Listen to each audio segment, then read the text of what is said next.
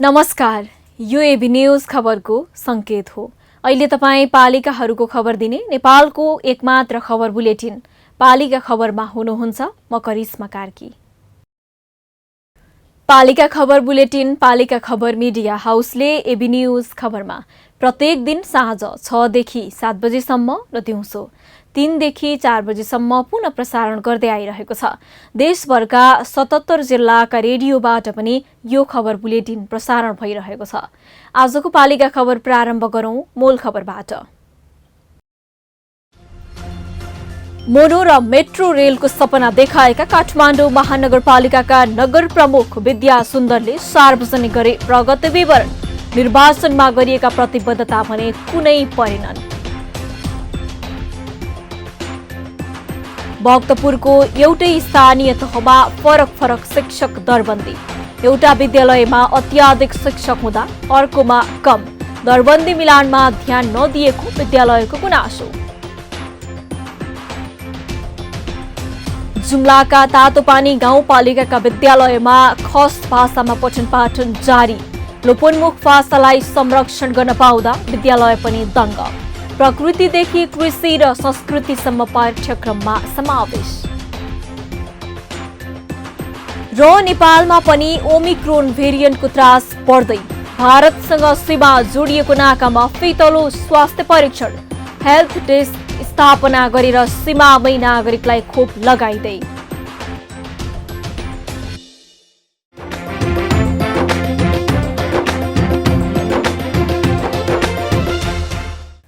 पालिका खबर अब विस्तारमा। 2074 सालमा सम्पन्न स्थानीय तह निर्वाचनबाट विद्या सुन्दर साक्य काठमाडौँ महानगरपालिकाको नगर प्रमुखमा निर्वाचित भए। उनले काठमाडौँ महानगरवासीलाई त्यस्तो सपना देखाए जुन पूरा हुने छाँट नदेखिए पनि अनेक आशा जगाउन सफल भएको थियो। उनको आशा र स्वप्न योजनामा काठमाडौँवासी यसरी मोहित भए कि त्यसको धरातल बुझ्ने जमर्को समेत गरेनन्। रेल कुदाउने, फ्लाइओभर ब्रिज बनाउने कपुकल्पित सपनामा लोभिएका नागरिकले केही समयमै सबै घोषणा हावादारी भएको बुझिसकेका थिए। घोषणापत्र अनुसार कुनै काम नभएपछि आलोचनाको शिकार बनेका साक्यले भने महानगरपालिकाको स्थापना दिवसका अवसरमा आफ्नो प्रगति विवरण सार्वजनिक गरेका छन्। एक रिपोर्ट। 2074 को स्थानीय तहको निर्वाचनपछि काठमाडौँवासीलाई काठमाडौँ महानगरसँग अनेक अपेक्षा थियो।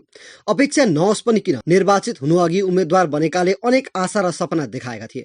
मोनोरेल र मेट्रो रेलको सपना देखाएर राम्रै मत बटुल्दै एमाले नेता विद्या सुन्दर साक्य निर्वाचित भए। तर त्यसयता नागरिकको हरेक अपेक्षामा उनी खरो उत्रन सकेनन्।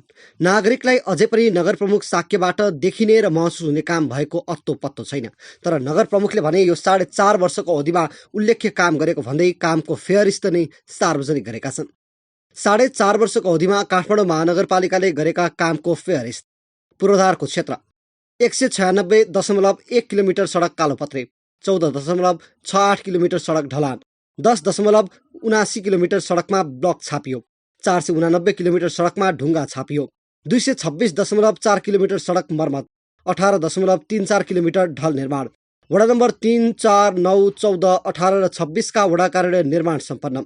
वडा नम्बर 2, 6, 12, 16, 20, 21, 22, 27, 29 र 31 का वडा कार्यालय निर्माणाधीन।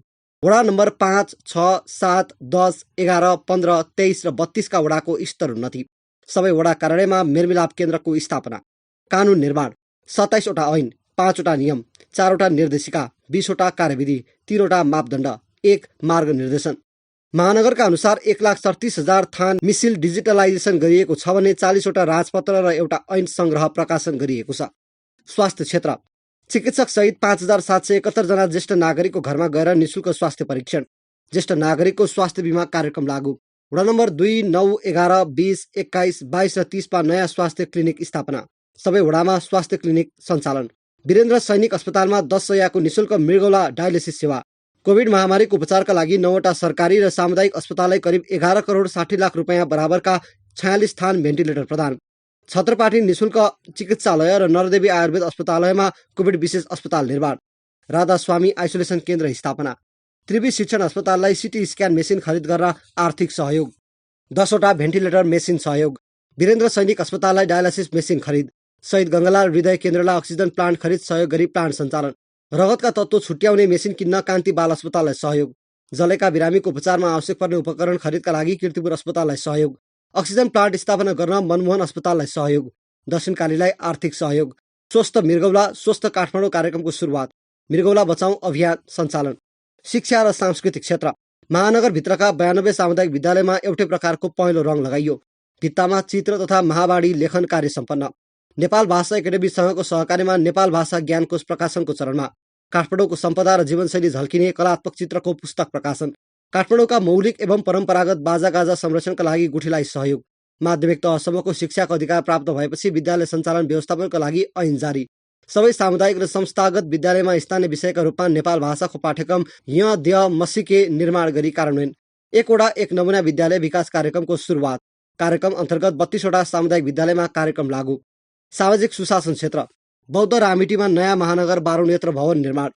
महाराजगञ्ज बाँसबारी महानगर 12 नेत्र भवन निर्माणाधीन। महानगरभित्र करिब 17 वटा नयाँ पार्क निर्माण। 53 वटा पार्क निर्माण सम्पन्न हुने चरणमा। आन्तरिक स्रोतबाट महानगरका करिब 12,000 ज्येष्ठ नागरिकलाई भत्ता वितरण। पूर्ण अपाङ्गलाई मासिक 3,000 रुपियाँ उपलब्ध। अन्य क्षेत्र। आर्थिक वर्ष 75-76 देखि ए डिभिजनका फुटबल क्लबलाई वार्षिक 10 लाख वितरण। बी डिभिजनका फुटबल क्लबलाई 3 लाख रुपियाँ वितरण। सी डिभिजनका फुटबल क्लबलाई वार्षिक 2 लाख वितरण। 4 शहीद र नेपाल सम्बन्धका प्रवर्धक तथा राष्ट्रिय विभूति शङ्खधर साखुवाको पूर्ण कदको शालिग निर्माण। मानव अधिकारवादी नेता पद्मरत्न तुलाधारको पूर्ण कदको शालिग निर्माण। तारादेवी स्मृति फाउन्डेसन, तनातिकाजी स्मृति प्रतिष्ठान, प्रेमध्वज प्रधान स्मृति प्रतिष्ठानलाई 20 लाख सहयोग। यति धेरै काम भएको महानगरले जानकारी गराए पनि नागरिक अझै विश्वस्त हुन सकेका छैनन्। नागरिक समक्ष गरिएका बाचा पूरा नभएको, काठमाडौँको धुलो र धुवाँ कम गर्न कुनै योजना बनाउन नसकेको आरोप छ। नागरिकका दैनन्दिनका समस्या समाधान गर्न जुझारूपन नदेखाएको भन्ने आरोप गर्दै आएका जनता अझै पनि यो फेरिस्तप्रति विश्वस्त भने छैनन्। नेपाल सरकारले सामुदायिक वा सरकारी विद्यालयको शिक्षक दरबन्दीको मिलानको जिम्मेवारी स्थानीय तहलाई दिएको छ। त्यसको लागि स्थानीय तहले स्थानीय सरकार सञ्चालन ऐन 2074लाई ध्यानमा राखे शिक्षा ऐन र नियमावली निर्माण गर्दै आएका छन्। स्थानीय तहले बनाएको शिक्षा नीति ऐन नियमावलीको आधारमा आफ्नो माताहतको विद्यालयको शिक्षक दरबन्दी मिलान गर्दै आएका छन्। स्थानीय तहले कानून नबनाएको अवस्थामा संघीय सरकारको कानूनलाई आधार मान्दै स्थानीय तहले शिक्षक दरबन्दी मिलान गर्दै आएका छन्। तर केही स्थानीय तहले शिक्षक दरबन्दी मिलान गर्न सकेका छैनन्। भक्तपुरबाट पालिका खबरदाता विपना मुसेखवालको रिपोर्ट। यो दृश्य मध्यपुर थिमी नगरपालिकाको गणेश माध्यमिक विद्यालयको हो। यो सामुदायिक विद्यालयमा हाल 951 जना विद्यार्थी अध्ययनरत छन्। तर विद्यार्थीलाई न त बेन्च र डेस्क नै पुगेको देखिन्छ, न त शिक्षक दरबन्दी नै। करिब 1000 विद्यार्थीको लागि हाल 24 जना शिक्षक कार्यरत छन्। अपुग शिक्षक दरबन्दी र सानो स्थानले गर्दा विद्यालयले वार्षिक रूपमा नयाँ भर्नामा आएका विद्यार्थीलाई फर्काउन बाध्य छ। कक्षा सानो भए पनि विद्यार्थीलाई कक्षागत रूपमा सेक्सनमा विभाजन गरी अध्यापन गराउँदै आएको विद्यालयले जनाएको छ। यही विद्यालयको केही पर अर्को विद्यालय छ। यसको नाम हो जनक सिद्धिकाली माध्यमिक विद्यालय। यहाँ विद्यार्थीको संख्या थोरै छ। प्रत्येक कक्षामा 7 देखि 10 जना विद्यार्थी मुस्किलले देख्न सकिन्छ। तर इसिडी सहित 20 जना शिक्षकको दरबन्दी छ। विद्यालयले हाल 96 जना विद्यार्थी अध्ययन गर्दै आएको तथ्याङ्कले देखाए पनि कक्षागत रूपमा अवलोकन गर्दा त्यो भन्दा पनि कम विद्यार्थी छन्।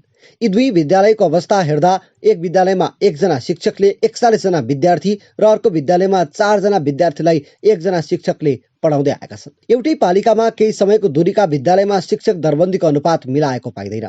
स्थानीय सरकारले शिक्षक दरबन्दी मिलान गर्न नसक्दा शिक्षकलाई पढाउन समस्या रहेको दुखिसो विद्यालयको छ। अब दरबन्दी मिलान जहाँसम्म लाग्छ हाम्रो जस्तो विद्यालयको लागि छिटोभन्दा छिटो गर्नुपर्छ भन्छु। हामी अब यो यति थोरै 24 जना शिक्षक दरबन्दी राखेर हामीले 991 जना विद्यार्थीलाई पर्याप्त गरेका छौँ र हामीले निजी शिक्षक राख्नुपर्ने अवस्था छ। त्यसो हुँदाखेरि दरबन्दी मिलान भयो भने हामी जस्तो विद्यार्थी र शिक्षकको अनुपात नपुगेका विद्यालयहरूलाई धेरै राहत हुन्थ्यो। नगरपालिकामा हाल 18वटा सामुदायिक विद्यालय सञ्चालनमा छन्। त्यसमध्ये 6वटा विद्यालयमा माध्यमिक तहसम्म र अन्य निम्न माध्यमिक र प्राथमिक तहका विद्यालय छन्, जहाँ 182 जना दरबन्दी शिक्षक कार्यरत छन्। विद्यार्थी संख्याको आधार र शिक्षाको गुणस्तरीयताका आधारमा केही विद्यालयलाई मर्ज गर्नुपर्ने अवस्था समेत छ। विद्यालयलाई मर्ज गर्ने अवस्था भए पनि पालिकाले आफ्नो आन्तरिक कार्यले यो अभ्यास समेत गर्न सकेको छैन। यसले नगरभरिका अधिकांश विद्यालयको शैक्षिक पठन पाठनलाई समेत असर पुगेको छ। पालिकाले 2 वर्ष अगाडिदेखि नै सामुदायिक विद्यालयको अवस्था र विद्यार्थीको संख्या अनुसार मर्ज गर्न खोजेको तर गर्न नसकेको जनाएको छ। 3 वर्ष अगाडिदेखि अध्ययन गरेर चाहिँ यो 2 वर्ष अगाडि नै चाहिँ मर्ज गर्नको लागि ठिक्क परिसकेका थिए विद्यालय। तर त्यसलाई कोभिडको कारणले गर्दाखेरि निर्णय गर्नलाई साथीहरू अलिकति हच्किए। त्यही गर्दाखेरि निर्णय प्रक्रिया टुङ्ग्याउन नसक्दाखेरि अलिकति चाहिँ राजनीतिकरण हुन जाँदाखेरि चाहिँ यो विद्यालय मर्जको टुङ्गिएन। विद्यालय मर्जको नटुङ्गिँदाखेरि शिक्षक दरबन्दीहरू मिलान गर्ने कुराहरू यी सबै मिलान गरेर व्यवस्थित गर्न सकिन्थ्यो। तर अलिकति प्रतिकूल स्थितिले गर्दाखेरि त्यो टुङ्ग्याउन सकिएन। यो चाहिँ हामीले जानकारी रहेको छ। यसमा चाहिँ हामी कोसिस चाहिँ गरिरहेका छौँ। स्थानीय तहले विद्यालयलाई सुधार गर्न अवसर नदिई मर्ज गर्न खोजेको र सोही कारणले विद्यालय मर्ज प्रक्रियामा नगएको अन्य सामुदायिक विद्यालयको तर्क छ। विद्यालयले शैक्षिक सुधार गरे पनि नगरपालिकाको लापरवाहीले नतिजा राम्रो नआएको उनीहरूको भनाइ छ। नगरपालिकाले विद्यालयलाई दिनुपर्ने आर्थिक सहयोगसँगै अन्य सहयोग पनि गरेको पाइँदैन। विद्यालयमा खानेपानीसँगै शौचालय सरसफाइको व्यवस्था हुन सकेको छैन। शिक्षक दरबन्दी भए पनि विद्यार्थी संख्या कम भएको विद्यालयको स्वीकारोक्ति छ। आर्थिक कुराहरू बिल्कुलै ठप्प छ। तो नगरपालिकाको सिफारिस नदिएको कारणले गर्दाखेरि आर्थिक अवस्था तपाईको ठप्प छ। त्यो कारणले तपाईको मतलब पैसा नभइकन केही पनि काम हुँदैन। न तपाईको मार्कर किन्न सकिन्छ, न पढाउने मेटेरियल किन्न सकिन्छ, न यहाँ तपाईको मतलब के रे खाजाको अहिले सबभन्दा महत्त्वपूर्ण कुरा त के छ भने विद्यार्थीहरूलाई जुन नेपाल सरकारबाट दिँदै आएको जुन खाजा हो त्यो बच्चाहरूलाई खाजा समेत दिन सकेको छैन। त्यो खाता तपाईको अवरुद्ध भएको कारणले गर्दाखेरि र छात्रवृत्तिको रकम छुट्याइएको छ 78 सालको, त्यो समेत पनि दिन सकेका छैन। विद्यालय सञ्चालन खर्च, मसलन्द खर्च आदि इत्यादि धेरै एसआइपी निर्माण लगायत थुप्रो शीर्षकमा पैसाहरू त्यहाँ छुट्याइएको छ र तर खाता सञ्चालन नभएको कारणले गर्दाखेरि त्यो कामहरू गर्न सकेको छैन। नभएपछि त्यो पाटोलाई हेरेर गर्ने हो भने विद्यालयको अवस्था एकदमै तपाईको लथालिङ्गै छ। मध्यपूर्वमा मात्रै होइन, अधिकांश स्थानीय तहमा यो समस्या छ। दरबन्दी मिलान गर्न नसक्दा धेरै विद्यालयको अवस्था नाजुक छ। यस सम्बन्धमा स्थानीय सरकारले ध्यान दिन आवश्यक छ, किनभने कतै समस्या कतै हाई सन्चो हुने अवस्था आउन पक्कै हुँदैन। यदि समस्या समाधान गर्न नसक्ने हो भने स्थानीय तहलाई यो अधिकार दिनु वाञ्छनीय हुँदैन। पालिका खबर बुलेटिनमा अब पालो ओपन ब्यालटको। आजको ओपन ब्यालटमा हामीले के तपाईलाई समस्या पर्दा जनप्रतिनिधि घरमै आइपुग्छन् त भनेर काठमाडौँ उपत्यकावासीलाई सोधेका छौं।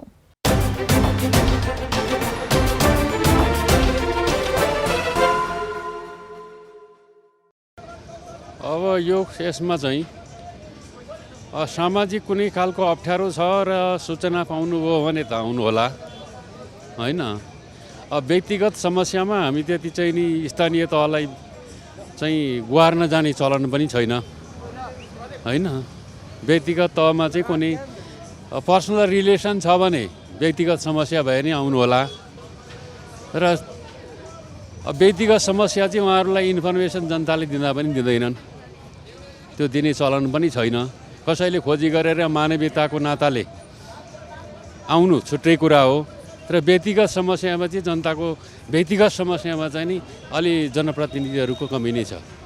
फुर्सद हुँदाको अवस्था र उहाँहरूसँग भएको मेन पावर पर्याप्त छ भनेदेखि घरमै आएर पनि गरेको सुनिएको छ। जनतालाई उसको जनजीविका, उसको जीवनशैली, उसका आवश्यकता, उसका समस्याहरू के छन् त, ऊ कसरी बाँचिरहेछ भन्ने समाधानसहित आएर केही गर्ने तहमा जनप्रतिनिधिहरूले केही गर्न सकेका छैनन्। अब आउने भेट्ने त छिमेकी पनि गर्छन्, आफन्त पनि गर्छन्, जो पनि गर्छन् नि। त्यो राजनीतिक गर्ने जनप्रतिनिधिहरूले जनताप्रति गरेको त्यो भेटघाटलाई हामीले पर्याप्त मान्न सकिन्न। मेरो बुझाइ त्यो छ।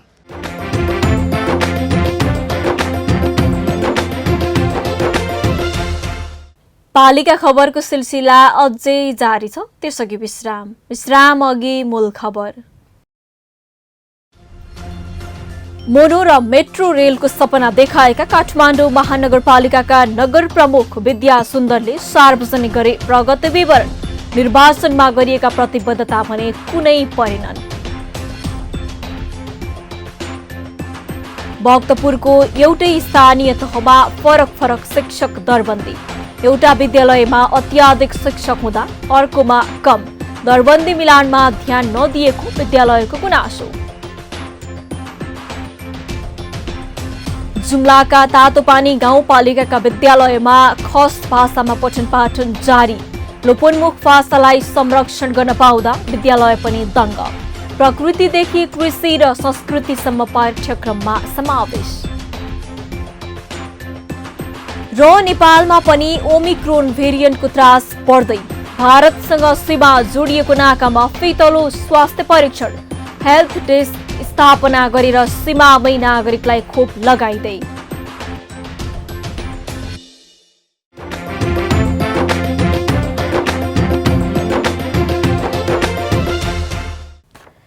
भाषा भनेको पहिचान हो।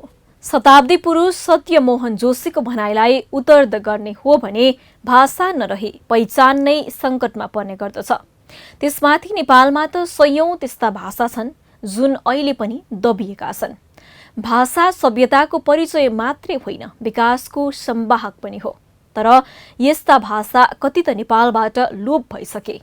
राई, गुरुङ, लिम्बू, तामाङ, मगर लगायतका आफ्नै भाषा भए पनि सबैले नेपाली भाषा नै बोल्छन्। अझ नेपाली भाषाको जन्म गराउने खस भाषा नै लोप हुने अवस्थामा छ। यस्तै भाषालाई लोप हुन नदिन भन्दै जुम्लाको तातोपानी गाउँपालिकाले खास भाषा समेटेर पाठ्यक्रम र स्थानीय स्तरमा पढाउन सुरु गरेको छ। जुम्लाबाट पालिका खबरदाता मानदत्त रावलको रिपोर्ट। नेपाली भाषाको जन्म खस भाषाबाट भएको हो। खस भाषा जुम्लाको सिन्जा उपत्यकामा उत्पत्ति भएको भाषा पनि हो। पछिल्लो समय यो भाषा हराउँदै गएको अवस्थामा जुम्लाको तातोपानी गाउँपालिकाले भने यही भाषामा पाठ्यक्रम तयार गरेर पठन पाठन गराउँदै आएको छ। लोपोन्मुख खस भाषालाई जोगाउनका लागि गाउँपालिकाले पाठ्यपुस्तक तयार गरी विद्यालयमा पढाउने व्यवस्था गरेको छ भने भाषाको संरक्षण गर्न विद्यालयले समेत भाषालाई प्राथमिकतामा राखेका छन्। यी विषयहरूमा तल्लो कक्षा 1 कक्षाका लागि त्यही विषयवस्तु एउटै 3 सम्म, तल्लो कक्षाका लागि सामान्य कन्सेप्ट एउटा फोटो दिएर कालीमासी धान लिएर धान मात्रै भनेर माथि सामान्य एउटा गरेको छ भने 2 कक्षामा जाँदाखेरि अलिकति त्यही विषयमा अलिकति व्याख्या गरेको छ, अलिकति लामो। र 3 मा जाँदाखेरि अलिकति तिनको स्तर अनुसार बढी सिकाइदिएको छ। देश समग्रमा यो सबै विषयलाई समेटेको छ। गाउँपालिकाभरि 28 सामुदायिक विद्यालयमा 1 देखि 5 कक्षामा शैक्षिक सत्र 2075-76 मा अध्ययन अध्यापन सुरु गरेको थियो।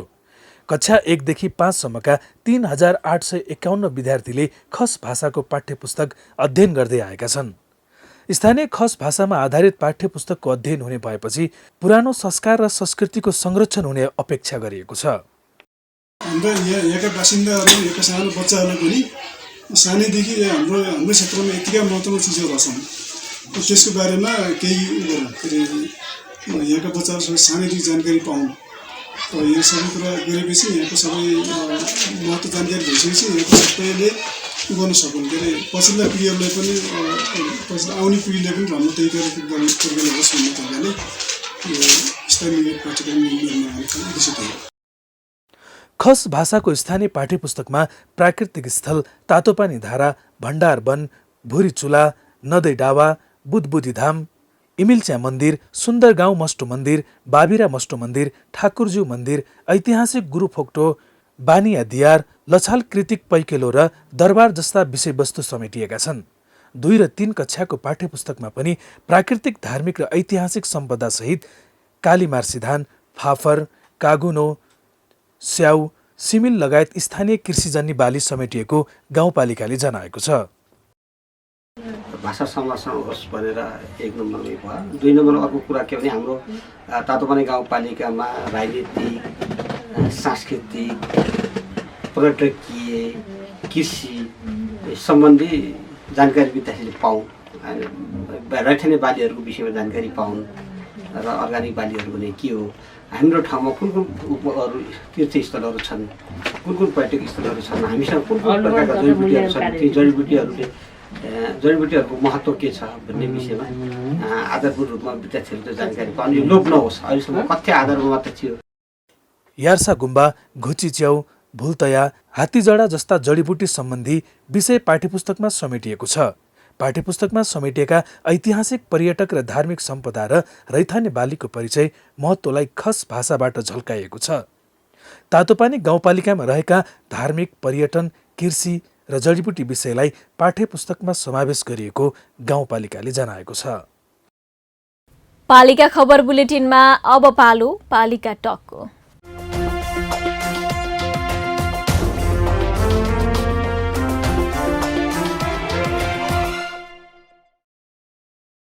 आजको पालिका टकमा हामीसँग हुनुहुन्छ स्याङ्जाको फेदीखोला गाउँपालिकाका अध्यक्ष घनश्याम सुवेदी। फेदीखोला गाउँपालिकाको कतिपय कार्यक्रम युनिक खालका छन्। कृषि, वन, पर्यटन प्रवर्धन र समावेशी समाजको निर्माणमा फेदीखोलाले बितेका 4 वर्षमा हासिल गरेका उपलब्धिमा केन्द्रित रहेर आज हामी अध्यक्ष सुवेदीसँग कुराकानी गर्दैछौँ। अध्यक्षज्यू नमस्कार अनि स्वागत छ यहाँलाई पालिका टकमा। धन्यवाद। हामी सुरुवात गरौँ अध्यक्षज्यू। फेदीखोला गाउँपालिकाले बाँझो जमिन खोस्रिएर खेतीपाती गर्नेलाई प्रोत्साहन रकम उपलब्ध गराउने नीति लागू गरेको थियो। पालिकाको यो नीतिपछि कति किसानले बाँझो जमिन खोस्रिएर खेती गर्नुभयो?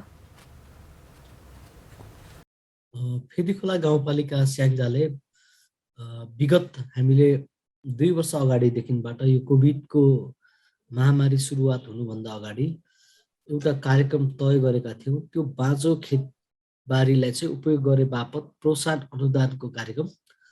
त्यस अन्तर्गत यो आन्तरिक हामीले उत्पादनलाई वृद्धि गर्ने र आयातलाई पनि प्रतिस्थापन गर्ने मुख्य एउटा लक्ष्य थियो भने विगत 2 वर्षदेखि 15 वर्षसम्म बाँझो रहेको खेतबारीलाई स्वयं आफ्नै व्यक्तिको लालपूर्जाभित्रको जग्गा छ भने उहाँ प्रतिरोपनी बराबर हामीले 2000 रुपियाँ चाहिँ त्यो विभिन्न चरणबद्ध हिसाबले हाम्रो एउटा अनुगमन समिति थियो, त्यो एउटा कार्यविधि नै तयार गरेर त्यसको आधारमा चाहिँ हामीले वितरण गर्ने गर्थ्यौँ। र यदि जो व्यक्तिको आफ्नो जग्गै छैन, उसैले भाडामा लिएर कमाउन चाहन्छ भने उसको हकमा चाहिँ हामीले 2500 रुपियाँ दिएका थियौँ। र त्यसरी हामीले पहिलो वर्ष चाहिँ हामीले तपाईँको 1370 रोपनी जग्गामा चाहिँ हाम्रो खेती भयो। त्यसले धन्य 6.5 करोड भन्दा बराबरको चाहिँ खाद्यान्न वृद्धि भयो। त्यसमा 334 जना किसानहरू आबद्ध हुनुभयो भने अहिले यो वर्षको पछिल्लो हाम्रो 77-78 पनि सबै गर्दाखेरि 574 रोपनी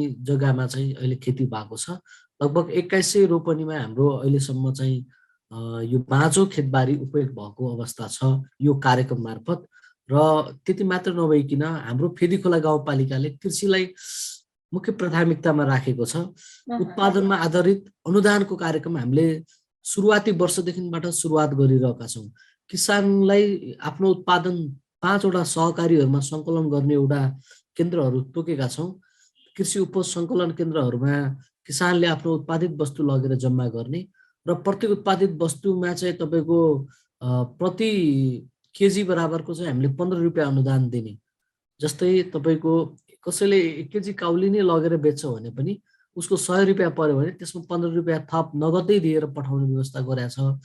यो चाहिँ उत्पादनमा आधारित अनुदान हामी 15% दिन्छौँ भने त्यसपछि न्यूनतम समर्थन मूल्य पनि हामीले तोकिदिएका छौँ। कृषिजन्य उत्पादन 25 वटा वस्तुहरूमा चाहिँ पालिकाले न्यूनतम समर्थन मूल्य तोकिदिएको छ। र पालिकाले हामीले एउटा सहकारीसँगको साझेदारीबाट एउटा कृषि एम्बुलेन्स हामीले खरिद गरेका छौँ।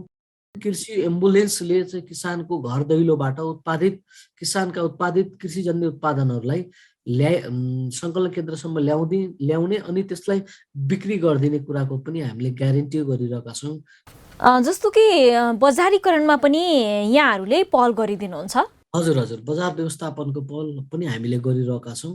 र प्रत्येक वर्ष हाम्रो फेदीखोला गाउँपालिकाले तरकारीजन्य वस्तुको चाहिँ निर्यात हामी 10.5 करोड भन्दा बढीको यो पालिकाले गर्छ भने यो पोल्ट्री व्यवसायहरूमा मासुको निर्यात चाहिँ हामीले यो गाउँपालिकाबाट 18.5 करोड भन्दा बढीको चाहिँ हामीले निर्यात।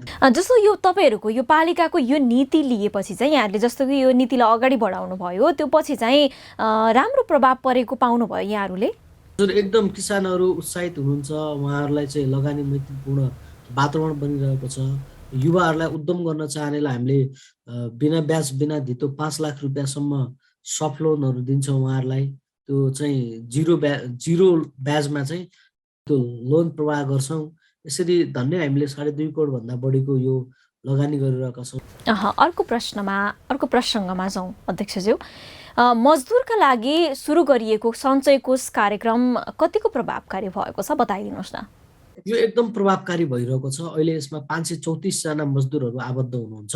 उहाँले वर्षभरिमा सार्वजनिक निर्माणमा प्रयोगमा भएका र सूचीकृत भएका मजदुरहरूले हाम्रो तोकिएको एउटा कमर्सियल ब्याङ्क छ र त्यो ब्याङ्कमा उहाँसँग मजदुर सञ्चित खाता छ। त्यो खातामा चाहिँ उहाँहरूको जुनसुकै काम गरे पनि चेक सिस्टमबाट हामीले भुक्तानी दिने गर्छौँ र त्यो भुक्तानी लिन जाँदाखेरि अलरेडी 15% उहाँहरूको चाहिँ खाताबाट त्यहाँ जम्मा हुन्छ र जति पैसा उहाँहरूको खातामा जम्मा भएको छ त्यति नै पैसा हामीले थप गरिदिन्छौँ र त्यस सँगसँगै त्यसको अलावा हामीले त्यो मजदुरको घर परिवारको स्वास्थ्य बिमा गरिदिन्छौँ। गाउँपालिकाले सेवा प्रवाहमा दिनुपर्ने विभिन्न खालका कार्यक्रमहरूमा पहिलो प्राथमिकता हामी त्यो मजदुर वर्गलाई नै प्राथमिकतामा दिन्छौँ। आज एउटा मजदुरको खातामा तपाईँको 40 देखि 50 हजारसम्म जम्मा भइरहेको छ। उहाँहरूको सोसियल सेक्युरिटीको क्षेत्रमा एकदम राम्रो भइरहेको छ। अहिले यो हामीले फेरि यो समयमा मजदुरहरूलाई सूचीकृतको सूचनाहरू निकालिरहेछौँ। हाम्रो प्रत्येक वार्डमा हाम्रो रोजगार शाखाको साथीहरू पुगेर यो अवेरनेस प्रोग्रामहरू अहिले गरिराख्नु भएको छ। पहिला सुरुमा बुझाउन गाह्रो भएको थियो, अहिले सबैजना चाहिँ वात्त यसमा चाहिँ एकदम चार्मिङ बढिरहेको छ। धेरै मान्छेको तपाईँको अहिलेबाट सुरु भइसकेपछि कम्तीमा पनि 60 वर्षसम्म उहाँहरूको रेगुलर पैसा जम्मा हुने र बिचमा आवश्यकता पर्दा 5 वटा कुराहरूमा मात्र पैसा निकाल्न पाइने एउटा कार्यविधि छ। एउटा सिस्टम ब्याङ्किङ प्रणालीबाट हामीले यो कामलाई चाहिँ अगाडि बढाएको छौँ। यो सबैको आकर्षण र जीवन सुरक्षाको कुरालाई यो पालिकाले बनाएको कार्यक्रम रोल मोडलै छ। यो अन्य पालिकाहरूले पनि हामीले 8-10 वटा पालिकालाई हाम्रो कार्यविधि र हाम्रो कार्ययोजना पनि उहाँहरूलाई जानकारी गराएको छौँ। कतिले यसको फलोअप पनि गरिराख्नु भएको छ। अर्को प्रश्नमा जान चाहे, पर्यावरणप्रति बालबालिकालाई सचेत गराउन एक विद्यार्थी एक बिरुवा अभियान अन्तर्गत बाँडिएका बिरुवा हुर्काउँदै छन् कि सुकिसक्यो अध्यक्षज्यू?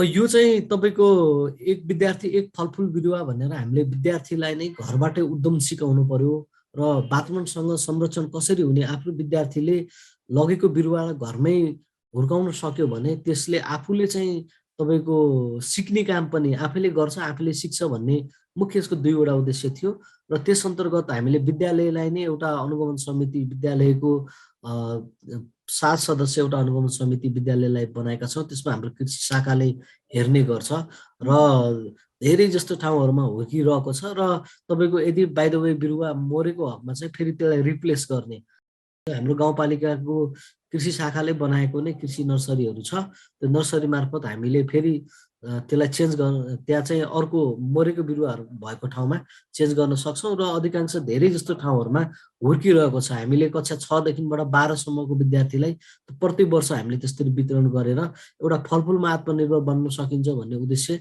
र विद्यार्थीले उद्यम गरेर सिक्छ पनि भन्ने कुरालाई 2टा उद्देश्यका साथ र अर्को वातावरणीय पर्यावरण संरक्षणको अभियानलाई पनि सँगसँगै लैजाने उद्देश्यका साथ लागेको अत्यन्त प्रभावकारी भइरहेको छ। जस्तो अध्यक्षज्यू, यो समावेशी सिद्धान्त संविधानको मूल मर्म हो, यसको कार्यान्वयन पालिका तहमा कसरी गर्नुभएको छ?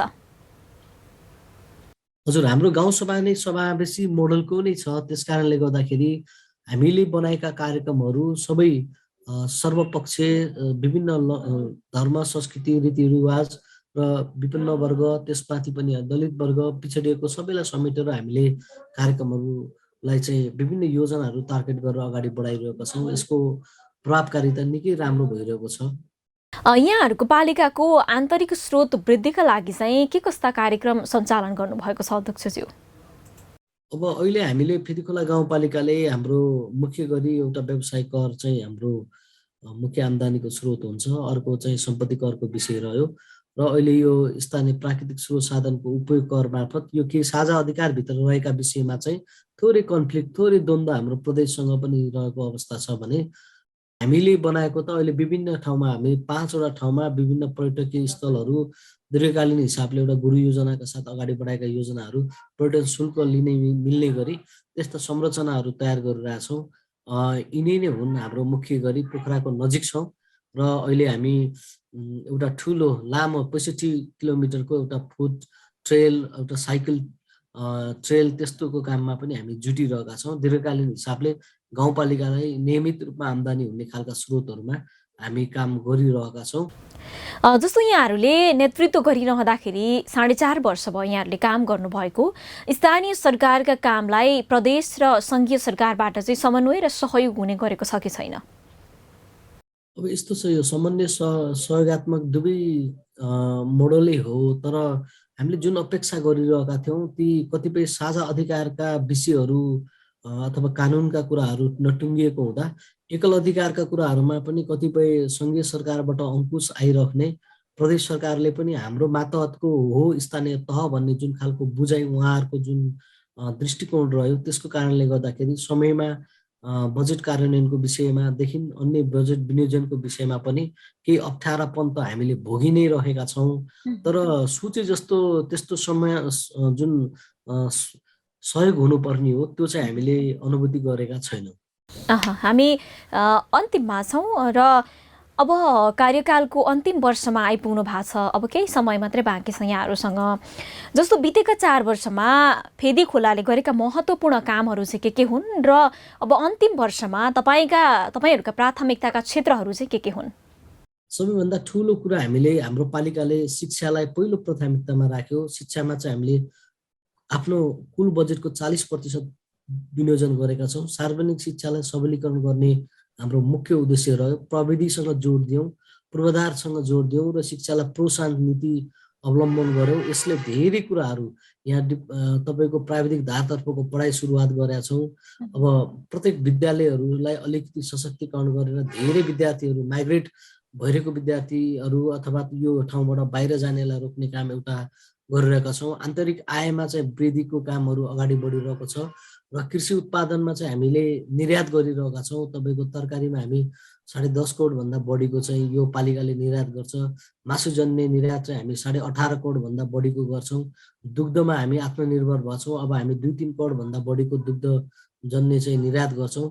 यी कुराहरू चाहिँ हाम्रा छन् भने भौतिक पूर्वाधारतर्फ हाम्रो आधारभूत अस्पताल बन्ने क्रममै छ र गाउँपालिकाको प्रशासनिक भवनहरू बनिरहेका छन्, वडा कार्यालयहरू बनिरहेका छन्। वडा कार्यालयको केन्द्रसम्म पुग्ने बाटाहरू पिचको कामहरू अगाडि बढिरहेको छ। एक घर एक धाराको खानेपानीको आयोजनाहरू चाहिँ अगाडि बढिरहेका छ। सम्पन्नको नजिक पुगिरहेको कुराहरू छ।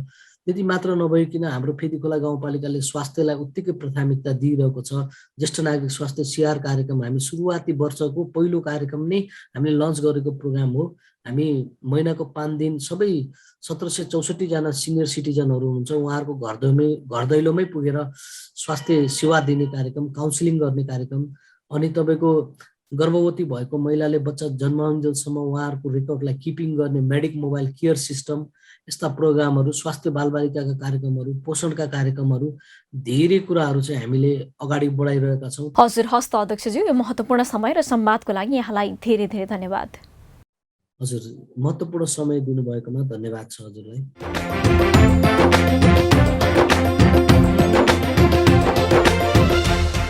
अब अट्ने छन् सबैका खबर, यो हो पालिका खबर। पालिका खबरको सिलसिला अझै जारी छ, त्यसअघि विश्राम अघि मूल खबर।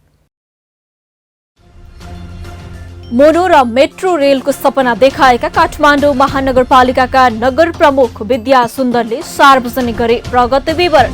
निर्वाचनमा गरिएका प्रतिबद्धता भने कुनै परेनन्। भक्तपुरको एउटै स्थानीय तहमा फरक शिक्षक दरबन्दी। एउटा विद्यालयमा अत्याधिक शिक्षक हुँदा अर्कोमा कम। दरबन्दी मिलानमा ध्यान नदिएको विद्यालयको गुनासो। जुम्लाका तातोपानी गाउँपालिकाका विद्यालयमा खस भाषामा पठन पाठन जारी। लोपोन्मुख भाषालाई संरक्षण गर्न पाउँदा विद्यालय पनि दङ्ग। प्रकृतिदेखि कृषि र संस्कृतिसम्म पाठ्यक्रममा समावेश। र नेपालमा पनि ओमिक्रोन भेरिएन्टको त्रास बढ्दै। भारतसँग सीमा जोडिएको नाकामा फितलो स्वास्थ्य परीक्षण। हेल्थ डेस्क स्थापना गरेर सीमामै नागरिकलाई खोप लगाइदै।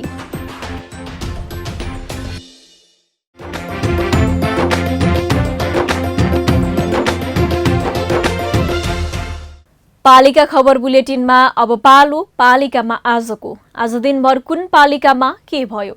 सहकर्मी सन्तोष पोखरेलको साथमा पालिकामा आज।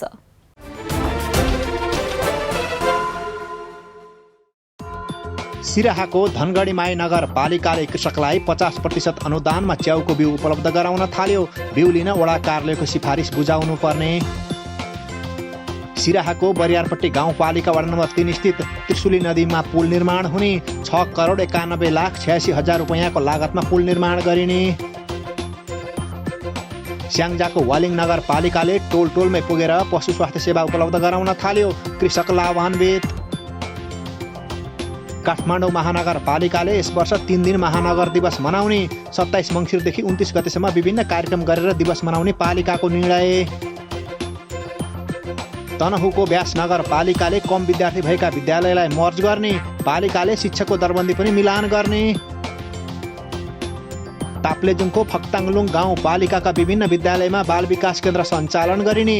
पालिकाले बाल विकास सहजकर्ता करारमा नियुक्त गर्न विज्ञापन खुलायो। झापाको भद्रपुर नगरपालिकाद्वारा उद्यमशीलता र सुरक्षित वैदेशिक रोजगारका विषयमा युवाको सहभागितामा वडामा अभिमुखीकरण कार्यक्रम आयोजना। 8 पुससम्म कार्यक्रम सञ्चालन हुने।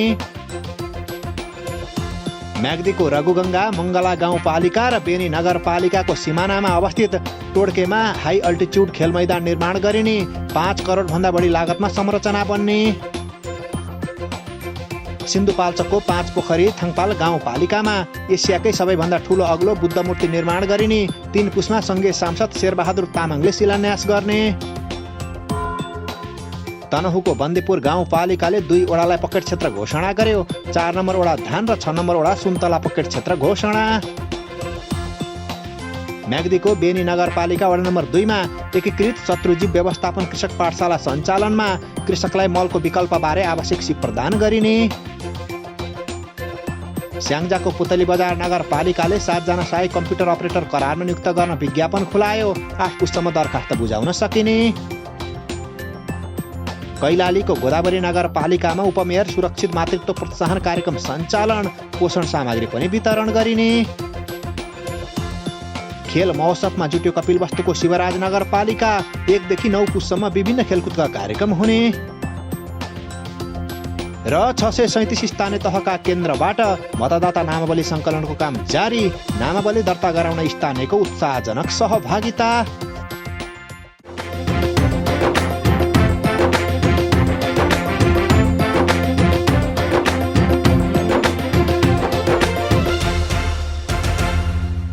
न गाउँ न सहर छुट्दैनन् कुनै खबर। यो हो पालिका खबर।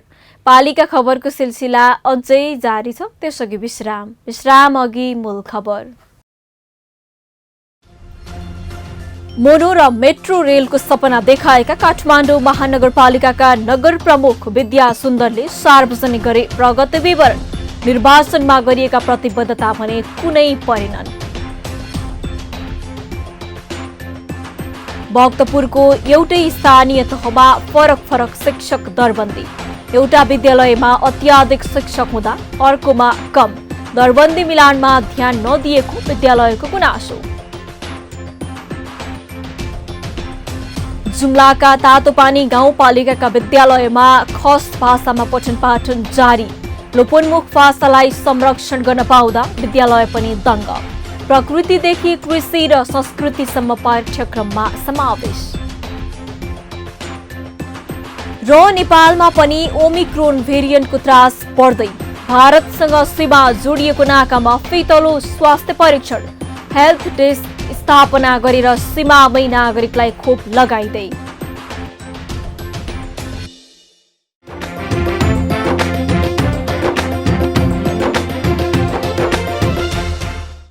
कोभिड-19 को तेस्रो भेरिएन्ट ओमिक्रोन नेपालमा पनि प्रवेश गरिसकेको छ। केही दिन यता कोरोनाबाट संक्रमित हुनेको संख्यामा वृद्धि पनि हुन थालेको छ। विभिन्न देशले संक्रमण फैलन नदिन यात्रा प्रतिबन्ध लगाउन थालेका छन्। सीमा नाका सिल गर्नेदेखि विदेशबाट यात्रा गर्नेलाई क्वारेन्टिनमा बस्नुपर्ने नियम लागू गरेका छन्। तर नेपालमा भेरिएन्ट भित्रिए पनि सुरक्षा सतर्कता बढाएको पाइँदैन। खुल्ला सीमाका कारण संक्रमण नेपालमा छिटो फैलिन सक्ने जोखिम बौलाउँदै जाँदा पुनः स्थानीय सरकारबाटै महामारी नियन्त्रणमा लिने गरी तयारी सुरु गरिएको छ। तर सीमामा स्वास्थ्य परीक्षण भने अझै हुन सकेको छैन। कञ्चनपुरबाट पालिका खबरदाताको रिपोर्ट। गत सोमबार स्वास्थ्य तथा जनसङ्ख्या मन्त्रालयले 2 जनामा नयाँ भेरिएन्ट ओमिक्रोन पुष्टि गरिसकेको छ। भारतमा यही भेरिएन्टबाट संक्रमित हुनेको संख्या दिनानुदिन बढिरहेको छ। तर छिमेकी मुलुकसँग सीमा जोडिएको नेपालका नाकमा भने कडाई गर्न थालिएको छैन। सीमावर्ती जिल्लाबाट नेपाल प्रवेश गर्नेको संख्या बढे पनि स्वास्थ्य सुरक्षाको मापदण्डको पालना मात्र नभई परीक्षण समेत हुन सकेको छैन। यद्यपि सीमामा हेल्थ डेस्कको स्थापना भने गरिएको छ। हेल्थ डेस्कका अनुसार सीमामा स्वास्थ्य परीक्षण गराएर मात्रै नेपाल प्रवेश गर्न दिइएको भने पनि त्यसो भएको पाइँदैन। सीमित स्रोत र जनशक्तिबाटै भए पनि कोरोनाको खोप लगाएका र नलगाएकालाई छुट्याउने गरिएको छ। नलगाएकालाई सीमामै खोप लगाएर नेपाल प्रवेश गर्न दिइएको छ। अहिले चाहिँ ओमिक्रोन भाइरस चाहिँ अब विश्वभरि देखेको हुनाले है इन्डियामा पनि लकडाउन भइरहेको छ। अनि अहिले चाहिँ हाम्रो इन्डियाबाट आउने मान्छेहरूको जुन रेसियो चाहिँ 81 नै बढेको छ। बिचमा चाहिँ अब 300-400 कहिले 250 यस्तो एभरेज पनि आउँथ्यो भने चाहिँ अहिले चाहिँ हाम्रो 500-600-700 यस्तो एभरेज चाहिँ एकदमै बढेको छ हाम्रो अहिले होइन।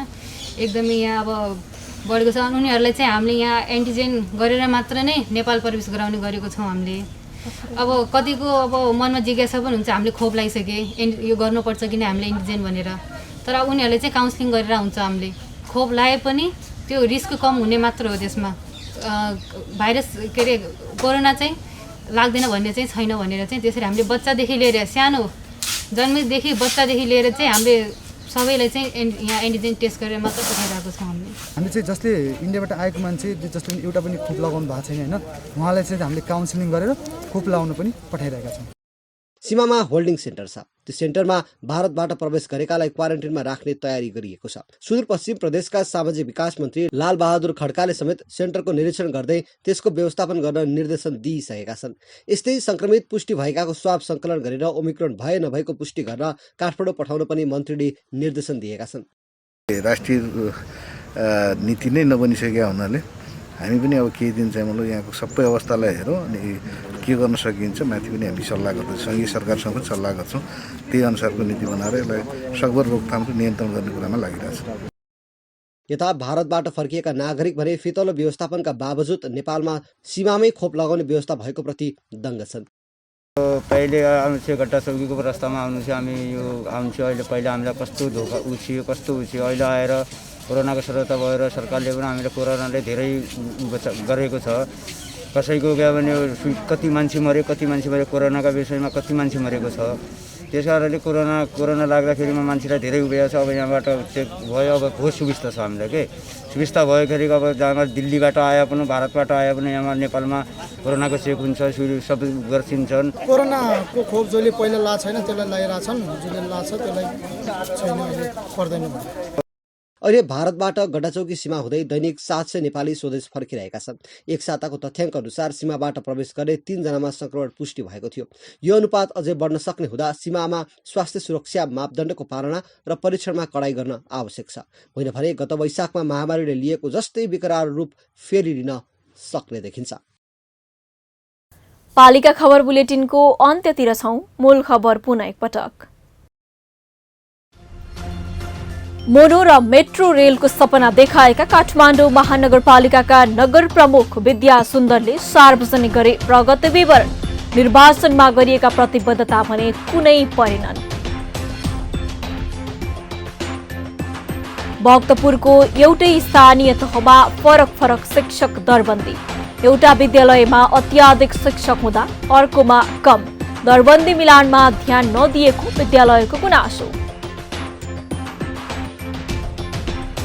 जुम्लाका तातोपानी गाउँपालिकाका विद्यालयमा खस भाषामा पठन पाठन जारी। लोपोन्मुख भाषालाई संरक्षण गर्न पाउँदा विद्यालय पनि दङ्ग। प्रकृतिदेखि कृषि र संस्कृतिसम्म पाठ्यक्रममा समावेश।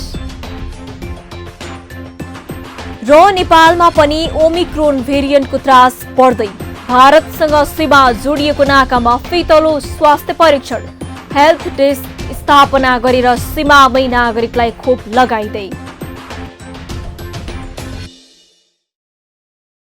हवस् त आजको पालिका खबर बुलेटिन यति नै। पालिका बुलेटिन फेसबुक, युट्युब, इन्स्टाग्राम र हाम्रो अनलाइन संस्करण www.palikaKhabar.com बाट हेर्न, पढ्न र सुन्न सक्नुहुनेछ।